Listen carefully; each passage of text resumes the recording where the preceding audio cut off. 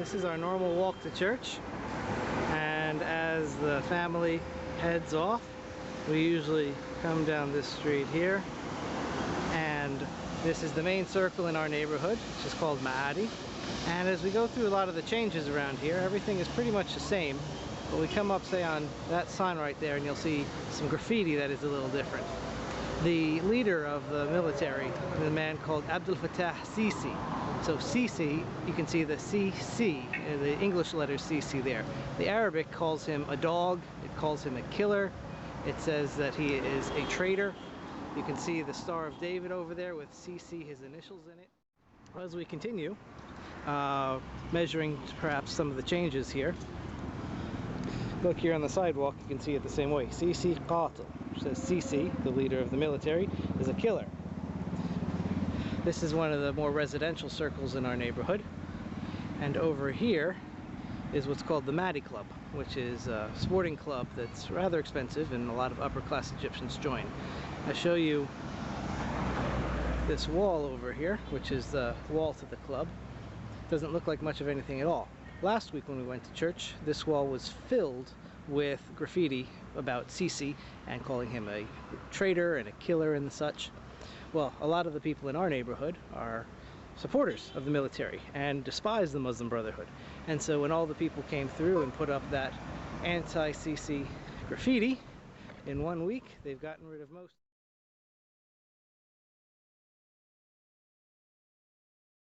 So we're finishing up our walk to church. That's the circle behind us. And over here we come to another residential circle. Here we've got a little power plant that also is filled with graffiti. One calls for a strike. One says Sisi is a killer. May the rule of the army fall. Again in English, anti-coup. Highlight this one, of course, just to show you the proximity of this circle to the church, which is right up here. And so most of Egypt's Christians are very in support of the military move to get rid of the Muslim Brotherhood president. But while this graffiti here probably is not targeted against the Christians in any means, having it right by the church is a good highlight for the divides.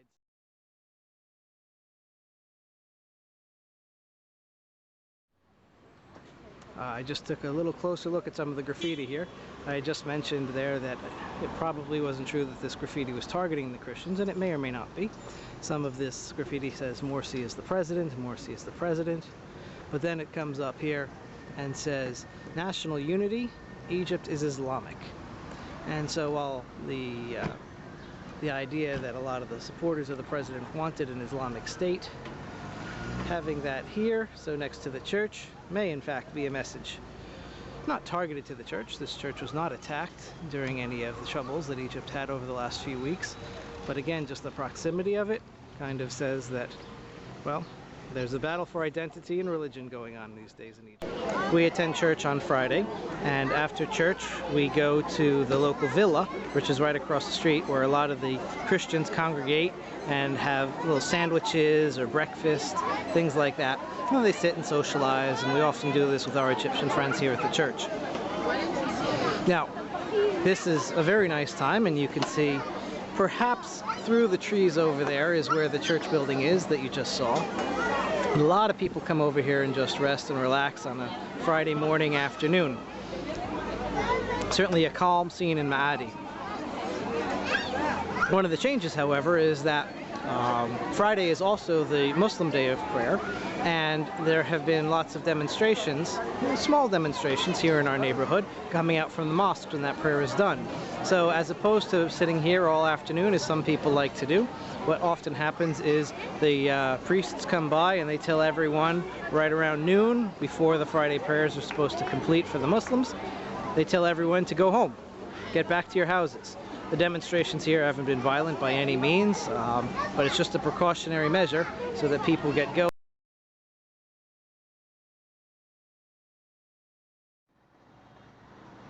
Of the new things in our neighborhood, there's been a great building boom. This has been going on for several years now, hence the revolution, but it's hitting our streets now. We're approaching as the main path into our street from the circle, from the main ways into Maadi.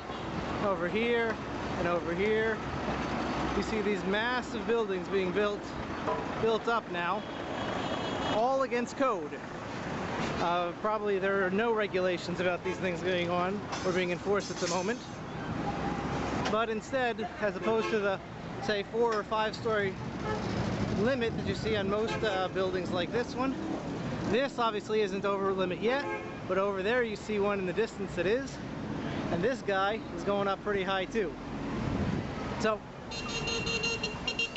the traffic that you see on the street mid-afternoon on the first day of the week is pretty normal, but these buildings, as you see behind us, this is hitting our neighborhoods in ways that disturbing a lot of the people who like their smaller buildings, their traditional villas, and their family atmosphere. Now we're building up, becoming a place of apartments. Down this side street is one of the things that hasn't changed. You don't see it quite yet, but as we come up to this gate, this is the entryway to one of the foreign schools. So this is also where we come to play basketball, and apparently this game just ended. And was Julie on the winning team? She was not on the winning team. How many three-pointers do you make today? None? Well, disappointing all the same. We don't get too much action shot, but it's quite a nice...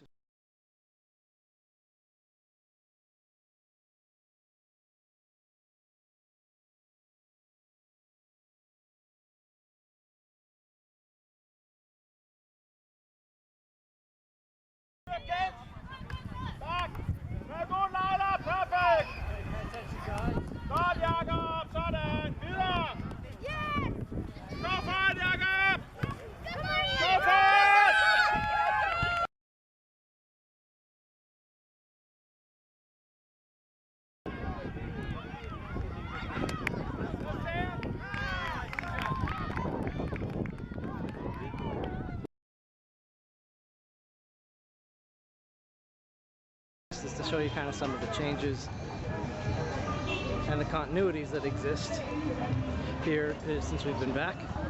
Basically, if anything, there's a change here. It's in the amount of vendors. You might be able to take a quick look as I scan through and be amazed at how many just plug up the sidewalk over here right in front of the metro. If anything, there's a lot less than there were before. Saying that after all the changes that took place this summer, there might actually be a little bit more police control on this street.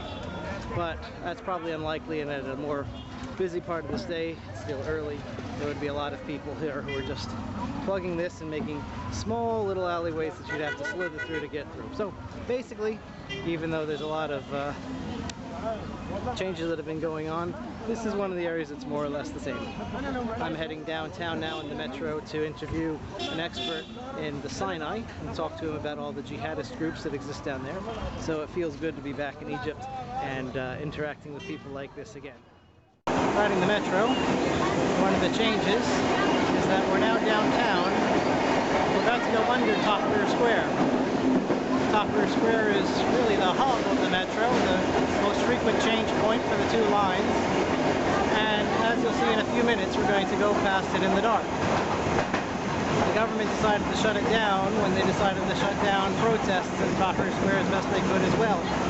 If people can't access it by the metro, well then, they can't access it very easily at all. And they can cut off all the entry points up top by police cordons. So here you can see we're going right underneath. There should be the busiest metro stop in all of Egypt, and instead, completely empty. We're going right past it. Of course, it makes it a little quicker to get to the other metro stop, but problem when you want to get downtown somewhere.